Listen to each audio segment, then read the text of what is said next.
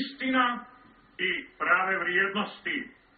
Istina i prihvaćanje onoga što je negativno i prihvaćanje onoga što je pozitivno. Naš papa Benedikt XVI, neka mu Bog dade potrebito zdravlje duše i tijela, izreče na početku svoga pontifikata da danas vlada diktatura relativizma. Ma, što ti je to relativizam? To je dobro i zlo, sve je to isto. Pravda, nepravda, sve je to isto.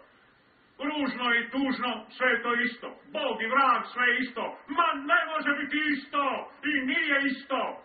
Ne možeš, čovječe, pretvoriti zlo u dobro, a dobro u zlo. I to je problematika našega vremena i to je ta vječita napetost između Dujma i Dioklecijana. Ili jedno, ili drugo, ili jedan, ili drugi. Kršćani i istina, crkva i njezini vjernici izazovu uvijek velik i teško pitanje. Na primjer, ovih će dana gradom Splitom prodefilirati čitave čete naših dragih, mladih, simpatičnih djevojaka i mladića kao krizmanici. I što je tvoja istina, dragi mladi krizmaniće, dragi mladi vjerniče?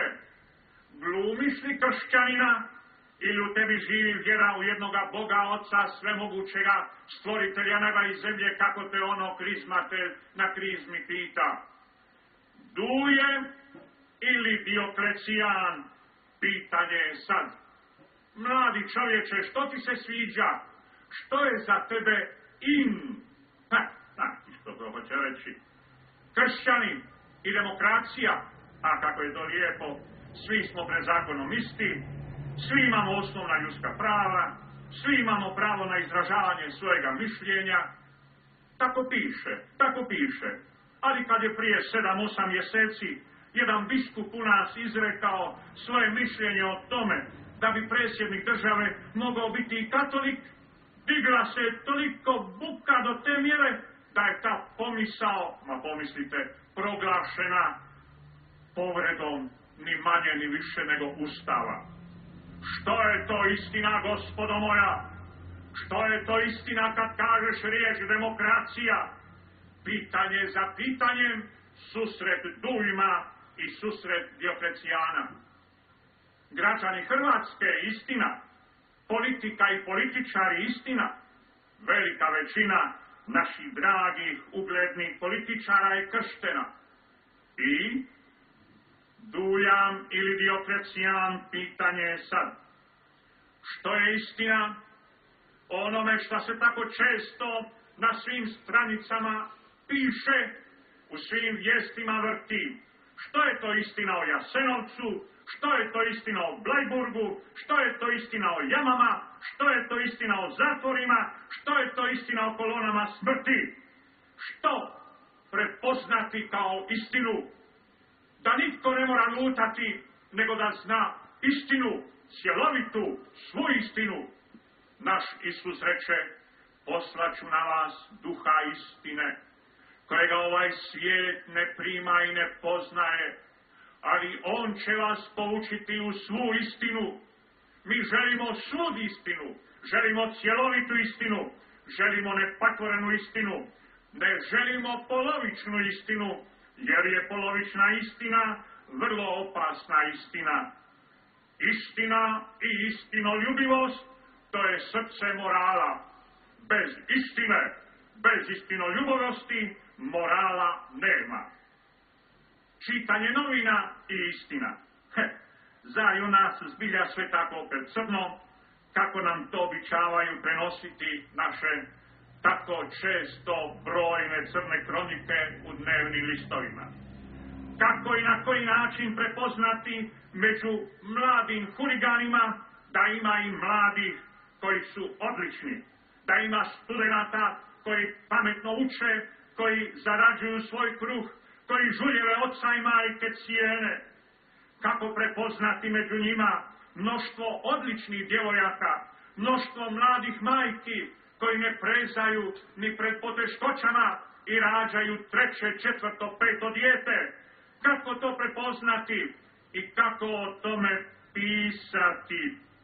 Kako napisati o dobrim poslodavcima koji zapošljavaju brojne i redovno ih isplaćuju, ali za njih, nisu interesantni, za njih nema mjesta u našim novinama. Šta će ti pozitivno? Piši negativno, neka se zna to smo, što smo i koliko smo to mi, što bi naš narod po domaću rekao profeti narod. O, braćo moje i sestre, prepoznavanje istine nužno nam je danas potrebno kao kruh svakidašnji, kao zrak što ga dišemo da bi čovjek mogao živjeti. I da ne nabrajam da li je svjetska politika i istina, odnos prema Hrvatima i Hrvatskoj. Jedni su narodi unaprijed prihvaćeni u svim sadržajima pa i negativnostima, a drugi otpisani bez obzira na naše divno sluganstvo, podilaženje i služenje. Poslaću vam duha istine da se prepozna sva istina. U dvorima Dioklecijana udomio se Sveti Duje. Čudni suživot. Ovih se dana susrećemo s prošlošću, ali i gledamo sadašnjost. Glavnina sadržaja, kao što primjećujete, nije izmijenjena. A tebi koji slaviš Svetoga Dujima, biskup Solinski poručuje: imaj svoju zastavu, imaj svoje stavove, imaj svoj stil, nemoj iznevjeriti krstni savez s Bogom, zastupaj kršćanske vrednote i kada sjeva i kada lijevaju kiše. Voli ljude, budi koristan član ovoga grada, cijeni istinu, ti koji na svoj način pališ veliku sviću u čast Svetoga Dujima, a nisi baš daleko da zaboraviš Dioklecijana, pa si iza njega koji put spreman paliti, pa makar i manju svijeću. Sveti Dujme, do smrti si ustrajao, vjere svete nisi dao, ni za blago, ni za čast. Usliši nas, vapijemo, da u nebu svi budemo s tobom Krista slavili.